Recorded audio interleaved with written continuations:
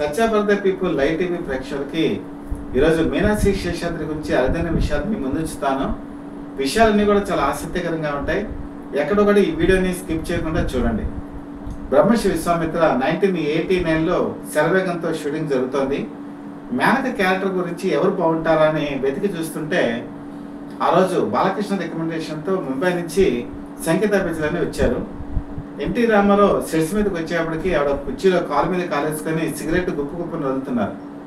NT రామారావుకి అది నచ్చలా. ఆయన ఏంటంటే ఒక సిస్టమేటిక్ పర్సన్. వెంటనే నెక్స్ట్ ఫ్లైట్కి ఆయన ముంబై పంపించేసి ఎవరు బాగుంటారు ఈ క్యారెక్టర్ అని చెప్పి ఆలోచిస్తున్నప్పుడు మెయిన్ ఇక్కడ కావాల్సిందంటే కూచిపూడి, భరతనాట్యం ఇలాంటి వాటిలో ప్రావీణ్యం పొందాలి, బాగా డ్యాన్స్ చేయగలగాలి. అలాంటి వ్యక్తి ఎవరు అనుకున్నప్పుడు హిందీలో మీనాక్షి శేషాద్రి చాలామంది రికమెండ్ చేశారు. ఆయన వెంటనే పిలిపించారు. ఈ సినిమాలో ఆవిడ మేనక క్యారెక్టర్ వేశారు. 1991లో ఈ సినిమా రిలీజ్ అయింది. మీనాక్షి శేషాద్రికి తెలుగులో మంచి గుర్తింపు వచ్చింది. అప్పుడే తెలుగు ప్రేక్షకులు ఎవరి మీనాక్షి శేషాద్రి అని ఆలోచించడం మొదలుపెట్టారు. మీనాక్షి శేషాద్రి తమిళనాడుకి చెందినటువంటి ఒక బ్రాహ్మణ్ కుటుంబానికి చెందినటువంటి వ్యక్తి. అయితే వాళ్ళ నాన్నగారు ఛత్తీస్గఢ్లో ఒక ప్రైవేట్ కంపెనీలో జాబ్ చేస్తూ ఫ్యామిలీని అక్కడ షిఫ్ట్ చేశారు. మీనాక్షి శేషాద్రి అసలు పేరు శశికళ. వాళ్ళ అమ్మగారు కూడా ఈ కూచిపూడి, భరతనాట్యం ఇలాంటి డ్యాన్స్లో చాలా ఎక్స్పర్టు. చాలామందికి డ్యాన్స్ నేర్పించేవారు. అలాగే కూతురి విషయంలో కూడా చిన్నప్పటి నుంచి కూడా ఈ భరతనాట్యాన్ని ఆవిడ నేర్పించారు. అందుకని ఆవిడ వయసు ఎదుగుతున్న కొద్దీ డ్యాన్స్లో మంచి ఎక్స్పర్ట్ అయ్యారు. ఇంటర్మీడియట్ అంటే ఇప్పుడు 10+2 కదా, ఇంటర్మీడియట్ కంప్లీట్ అయిపోయిన తర్వాత ఆవిడ ఢిల్లీకి వెళ్ళారు. ఢిల్లీకి వెళ్ళినప్పుడు ఢిల్లీలో మిస్ ఇండియా కాంపిటీషన్స్ జరుగుతున్నాయి. అప్పటికి సెలవులు. సరే సరదాగా అప్లై చేద్దామని చెప్పి అప్లై చేశారు. వాళ్ళు పిలిచారు. ఆ కంటెస్ట్లో అనుకోకుండా ఆవిడ గెలిచారు. మిస్ ఇండియా అనేటువంటి కిరీటం ఆవిడని వరించింది. జనగా అన్ని మ్యాగజైన్స్లో కూడా మీనాక్షి శేషాద్రి ఫోటో ప్రచురింపబడింది. ముంబైలో కూడా ఈ మ్యాగజైన్స్ అన్నీ కూడా విరివిగా చూస్తుంటారు కదా. అదే టైంలో మనోజ్ కుమార్ దృష్టి కూడా ఈ ఫోటో మీద పడింది. ఎవరి అమ్మాయి చాలా బాగుంది అని చెప్పి అనుకున్నారు. అప్పుడే ఆయన పెయింటర్ బాబు అని చెప్పేసి ఒక సినిమా తీయడానికి నిర్ణయించుకున్నారు. హీరోయిన్ గురించి వెతుకుతున్నారు. మీనాక్షి శేషాద్రి అయితే బాగుంటుందని చెప్పేసి ఆయన కన్సల్ట్ చేశారు. అప్పటికి లక్కీగా మరి మీనాక్షి శేషాద్రి వాళ్ళ వదిన ముంబైలో ఉంటారు. ఆ టైంలో ఆవిడ చూడటానికి మీనాక్షి శేషాద్రి వస్తే ఫోన్ కాల్ చేశారు. చేసి ఒకసారి కలవడానికి రమ్మంటే వెళ్ళారు. నేను స్క్రీన్ టెస్ట్ కూడా చేయక్కర్లేదు, నువ్వు సూట్ అవుతావు, నా సినిమాలో నువ్వు హీరోయిన్గా చేయాలంటే వెంటనే ఒప్పుకోలేదు మీనాక్షి శేషాద్రి. అదే శశికళ.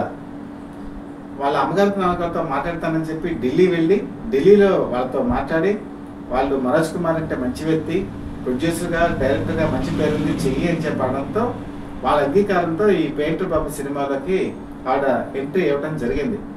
యాక్చువల్గా ఈ శశికళ అనే పేరు మనోజ్ కుమార్కి చాలా ఇష్టం. ఎందుకంటే మనోజ్ కుమార్ వైఫ్ పేరు కూడా శశికళే. ఈ సినిమా చాలా అద్భుతంగా చిత్రీకరించారు. కానీ ఆనాటి కమర్షియల్ పందాలో ఈ సినిమా సక్సెస్ అవ్వలేకపోయింది. కానీ నార్త్ ఇండియా ప్రేక్షకులకు మాత్రం మీనాక్షి శేషాద్రి అంటే తెలిసి వచ్చింది. ఈవిడ మంచి డ్యాన్స్ బాగా చేస్తుంది, నటన బాగుంది, ముఖ్యంగా వాయిస్ మాడ్యులేషన్ కూడా బాగుంది అని చెప్పి నార్త్ ఇండియా ప్రేక్షకులు అనుకున్నారు. ఇదే టైంలో సుభాష్ ఘై ఒక సినిమా తీద్దామని చెప్పి అనుకున్నారు. అదే సినిమా ఏంటంటే హీరోలో కూడా అందరినీ కొత్త వాళ్ళని తీసుకుందాం అని చెప్పి జాకీ షరాఫ్ని తీసుకున్నారు. హీరోయిన్ ఈ పెయింటర్ బాబులో నటించిన మీనాక్షి శేషాద్రి అదేనండి మన శశికళ బాగుందని చెప్పి సుభాష్ ఘైని వెళ్ళి మనోజ్ కుమార్ని అప్రోచ్ అవ్వడంతో మనోజ్ కుమార్ కూడా తీసుకోండి పర్వాలేదు బాగానే చేస్తుంది అంటంతో ఈ సినిమాలోకి తీసుకొని అప్పుడు ఆవిడ పేరుని మీనాక్షి కింద మార్చడం జరిగింది. అప్పటి నుంచి ఆవిడ మీనాక్షి శేషాద్రిగా అందరికీ కూడా సుప్రసిద్ధులయ్యారు. 1983 డిసెంబర్ 16న ఈ హీరో సినిమా రిలీజ్ అయింది. ఆ రోజు నార్త్ ఇండియాలో ఇది బ్లాస్ట్ హిట్. నార్త్ ఇండియాలోనే కాదు సౌత్ ఇండియాలో కూడా ఇది బ్లాస్ట్ హిట్. నాకు తెలిసినంత వరకు హైదరాబాదు, విజయవాడ, విశాఖపట్నం ఏ పెళ్లిళ్ళు జరిగినా, శుభకార్యాలు జరిగినా హీరో పాటలు వేసేవాళ్ళు. అది ఎప్పుడండి 1984 డిసెంబర్లో. అంటే 1 year పాటు ఈ పాటలన్నీ కూడా అందరూ వినటం జరిగింది.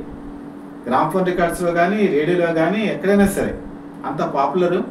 దాంతో Jackie Shroff, Meenakshi Seshadri overnight superstars అయిపోయారు. మీనాక్షి శేషాద్రి దాదాపు 60కి పైగా సినిమాలో నటించింది.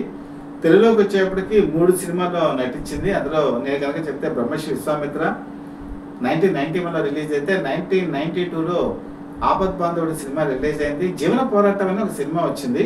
అందులో ఒక గెస్ట్ అపీరెన్స్లో కనపడతారు. ఆ లెక్కన చూసుకుంటే 3 సినిమాల కింద మనం చూసుకోవచ్చు. అయితే ఈవిడ సినిమా కెరీర్ ప్రారంభం అద్భుతంగా జరిగింది. మంచి మంచి సినిమాలు వచ్చాయి. రాజేష్ ఖన్నా, అలాగే సూపర్ స్టార్ అమితాబ్ బచ్చన్, వినోద్ ఖన్నా, చాలా మంది పెద్ద పెద్ద స్టార్స్ ఎవరైతే ఉన్నారో వాళ్ళందరితో కలిసి మీనాక్షి శేషాద్రి నటించడం జరిగింది. సూపర్ స్టార్ అమితాబ్ బచ్చన్తో అయితే గంగా జమున సరస్వతి, తర్వాత షహన్షా ఇలాంటి సినిమాల్లో కూడా నటించారు. ముఖ్యంగా ఈవిడ క్యారెక్టర్స్ కనుక చూసుకుంటే సన్నీ డియోల్తో ఘాయల్ అని చెప్పి సినిమా ఆ రోజుల్లో సూపర్ డూపర్ హిట్. అలాగే దామిని అని చెప్పేసి ఈ క్యారెక్టర్ని మనం స్పెషల్గా చెప్పుకోవాలి.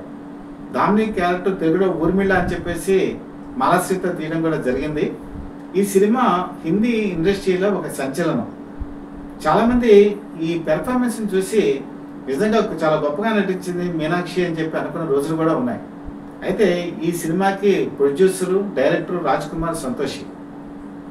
కుమార్ సంతోషి ఎంతోమంది హీరోయిన్ని ఆకాశపదాన తీసుకెళ్ళిన వ్యక్తి. ఇప్పటికీ కూడా ఆయన సినిమాలు చేస్తున్నారు. మంచి ప్రతిభ కలిగిన వ్యక్తే. అయితే ఈ దామిని షూటింగ్ జరుగుతున్నప్పుడు రాజ్ కుమార్ సంతోషి ఒక ప్రపోజల్ని ఆవిడ ముందు పెట్టారు, నేను పెళ్లి చేసుకుంటాను అని చెప్పేసి. మీనాక్షి శేషాద్రి ఎప్పుడూ కూడా మనసులో ఆయన ఒక డైరెక్టర్గా చూసింది, ఒక ప్రొడ్యూసర్గా చూసిందే తప్ప ఒక ప్రియుడిగా లేకపోతే తను ప్రేమించే భర్తగా చూడలా. మనసులో ఉన్నది ఉన్నట్టు చెప్పడం మీనాక్షికి అలవాటు. ఆ ప్రపోజల్ని ఆవిడ తిరస్కరించింది. ఎప్పుడైతే తిరస్కరించడం జరిగిందో రాజ్ కుమార్ సంతోషిలో ఒక ఆగ్రహం వచ్చింది, ఆవేశం వచ్చింది, ఒక అసూయ కూడా వచ్చింది. ఇంకా ఆ రోజు నుంచి నానా తిప్పులు పెట్టాడు మీనాక్షి శేషాద్రిని. అతను ఈ షూటింగ్లో ఉన్నప్పుడు ఆమె ఏం చేసినా కూడా సరిగా లేదని, ఆవిడ పెర్ఫార్మెన్స్ బాగాలేదని టేకుల మీద టేకులు తినేలా చేయటం, అందరి ముందు అవమానించడం, తర్వాత ఏమో కొన్నిసార్లు జుగుప్సాకరంగా అసభ్యకరంగా ప్రవర్తించడం, ఇవన్నీ కూడా చేసేవాడు. కాకపోతే ఆ సినిమా పూర్తవ్వాలి అని చెప్పేసి ఒకే ఒక ఉద్దేశంతో ఈ అవమానాలన్నీ కూడా భరించింది. ఇంట్లో వాళ్ళందరూ కూడా ఆవిడ చూసి జాలేసిన పరిస్థితులు కూడా ఉన్నాయి. అలాగే ఆవిడ ఆ సినిమా అయిపోయిన తర్వాత ఒక నిర్ణయం తీసుకున్నారు, ఇంకెప్పుడు కూడా రాజ్ కుమార్తో కలిసి పనిచేయకూడదని చెప్పేసి. కానీ ఇంకో నిర్ణయం కూడా ఆవిడ మనసులో ఉంది, ఇంకెంతకాలం ఈ సినిమా పరిశ్రమ, నేను ఎంతకాలం ఇలా అవమానాలు భరించాలి అని చెప్పేసి ఒక నిర్ణయం కూడా వచ్చారు. అదే టైంలో వినోద్ ఖన్నా తీసిన ఒక ప్రీమియర్ షోలో కుమార్ సాను, ప్రముఖ సింగరు, కిషోర్ కుమార్ మరణానంతరం కుమార్ సాను హిందీ పరిశ్రమను ఏలుతున్నాడు. వాళ్ళిద్దరూ కలయిక ఒక తొలి చూపులోనే ప్రేమగా మారింది. ఆ తర్వాత వీళ్ళిద్దరూ కలిసి అనేక సార్లు కలిసి వీళ్ళిద్దరు కూడా ప్రేమలో పడ్డారు. కుమార్ సాను అంతకుముందే పెళ్ళైంది, రీటా భట్టాచార్య అని, ఆమెకి పిల్లలు కూడా ఉన్నారు. ఆ విషయం ఎక్కడొక్కడ బయట ప్రపంచానికి తెలియకుండా కుమార్ సాను జాగ్రత్త పడ్డాడు. మీనాక్షి శేషాద్రికి కూడా విషయం తెలియదు. కానీ విషయం తెలిసేటప్పటికి ఆవిడ గుండె బదులైపోయింది, నన్ను మోసం చేశాడు అన్న ఫీలింగ్లోకి వచ్చింది. ఆ పక్కనే చూస్తే వీళ్ళిద్దరు ప్రేమ వ్యవహారం రీటా భట్టాచార్య కూడా తెలిసింది, ఇంట్లో నిలదీసింది, వాళ్ళిద్దరి మధ్య గొడవలు జరిగాయి. చివరికి కోర్టుకు వెళ్ళి విడాకులు కూడా రీటా భట్టాచార్య తీసుకుంది. ఇటు పక్కన మళ్ళీ విడాకులు తీసుకున్న తర్వాత పెళ్లి చేసేదానికి వస్తే ఇక్కడ మీనాక్షి ఒప్పుకోలే. దాంతో అతని పరిస్థితి ఏమైందంటే రెండుకి చెడ్డ రేవళ్ళ తయారైంది. ఒక పక్క ప్రేమించిన మీనాక్షి వెళ్ళిపోయింది, అలాగే ప్రేమించినటువంటి పెళ్లి చేసుకున్నటువంటి రీటా భట్టాచార్య కూడా వెళ్ళిపోయింది. చాలామంది ఆ రోజు ఇండస్ట్రీలో మీనాక్షి శేషాద్రిని అవమానించారు కూడా. ఎందుకంటే కేవలం కుమార్ సాను జీవితం భగ్నం అవ్వటానికి మీనాక్షి కారణమని కొంతమంది అన్నా కూడా వాస్తవానికి ఆమె తప్పు లేదు. ఎందుకంటే ప్రేమించినాడు, అక్కడ భార్య పిల్లలు ఉన్నారు విషయం తెలిస్తే నేను ప్రేమించే దాన్ని కాదు అని కూడా చెప్పారు. మొత్తానికి ఈ రెండు వివాదాల వల్ల అప్పటికి 60 పైగా సినిమాలు చేసిన మీనాక్షిలో ఒక రకమైనటువంటి సినీ పరిశ్రమ మీద విశ్వాసం పోయింది. తన నటన, తన వృత్తిని వదిలేద్దామని చెప్పి నిర్ణయానికి వచ్చింది. అదే టైంలో పెద్దలు కూడా ఆ రోజు బ్యాంకులో ఇన్వెస్ట్మెంట్గా ఉన్నటువంటి ఒక ప్రముఖ పారిశ్రామికవేత్తని ఇచ్చి పెళ్లి చేశారు. పెళ్లి చేసుకున్న తర్వాత ఆవిడ అమెరికా వెళ్ళిపోయింది. అమెరికా వెళ్ళిన తర్వాత ఇంకెప్పుడూ కూడా ఇండియాలో ఏ సినిమాల్లోనూ యాక్ట్ చేద్దామని ప్రయత్నం చేయలేదు. తనకు సంబంధించిన సోషల్ మీడియాలోనూ లేకపోతే మిగతా కార్యక్రమంలో ఆవిడ బిజీలో ఉన్నారు. ఇప్పుడు ఆవిడకి ఒక అబ్బాయి, ఒక అమ్మాయి, అలాగే అమెరికాలో ఒక డ్యాన్స్ స్కూల్ని రన్ చేస్తున్నారు. చాలామందికి అక్కడ ఉన్న వాళ్ళకి భరతనాట్యం కూచిపూడి కూడా నేర్పించడం జరుగుతుంది.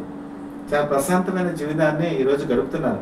చాలా ప్రతిభ గల నటి ఆవిడ.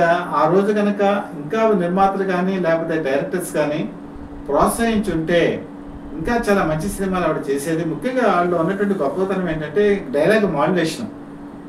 ఆవిడ ప్రతి సినిమాలో కూడా డైలాగ్స్ చెప్పే విధానం, ఆ డైలాగ్స్ సంభాషణలు చాలా మంది ప్రేక్షకులకి నార్త్ ఇండియా అమ్మాయి ఎలాగ పలుకుతుందో అలాగే పలికేది. ఎందుకంటే బేసిక్గా ఆవిడ పుట్టింది పెరిగింది అంతా కూడా నార్త్ స్టేట్లోనే. అలాగే పెర్ఫార్మెన్స్ ఓరియంటెడ్గా వచ్చేప్పుడు కూడా చాలా మంచి మంచి క్యారెక్టర్లు వేసింది. ఆ రోజు సినిమా ఇండస్ట్రీలో ఉన్నటువంటి పరిస్థితుల అంచనా ప్రకారం మీనాక్షి శేషాద్రి ఇంకొక 5 సంవత్సరాలు కనుక ఉండుంటే సూపర్ స్టార్ దమ్ము అందుకునేది. అప్పటికే ఆవిడ మంచి నెంబర్ 1 పొజిషన్కి వెళ్తోంది. వెళ్ళే టైంలోనే ఈ అవాంతరాలు రావటం వల్ల సినీ పరిశ్రమను వదిలి వెళ్ళిపోయింది. ఒక మంచి ప్రతిభ గల నటిని ఇండియా సినిమా ఇండస్ట్రీ కోల్పోయిందని చెప్పుకోవాలి. ఎందుకంటే ఆవిడ కనుక ఇంకా మంచి క్యారెక్టర్స్ కనుక చేసుకుంటే భారత చలనచిత్ర పరిశ్రమలో ఒక సుస్థిర స్థానం ఆవిడ సంపాదించుకునేది. చెప్పాను కదా, రాజకీయాలు అనేది సినిమాల్లో కూడా ఉంటాయి. ఆ రాజకీయాలకి ఒక విధంగా ఆవిడ బలైపోయిందని కూడా చెప్పుకోవచ్చు. ఈ విషయాలు చాలామంది ఈ యూట్యూబ్లో తెలుగులో కూడా నేను వెతికాను, కనిపించలేదు. కాబట్టి విలువైనటువంటి సమాచారాన్ని సేకరించి మీకు ముందుంచుతున్నాను. మీకు కనుక కంటెంట్ నచ్చినట్టయితే లైక్ చేయండి, బెల్ ఐకాన్ ప్రెస్ చేసి సబ్స్క్రైబ్ చేసుకొని మీ విలువైన సపోర్ట్ని మాకు అందజేయవలసిందిగా కోరుతూ మీ మిత్రుడు శ్రేయోభిలాషి, అలాగే Satya brother people live TV chief editor DVSS Krishnaprasad.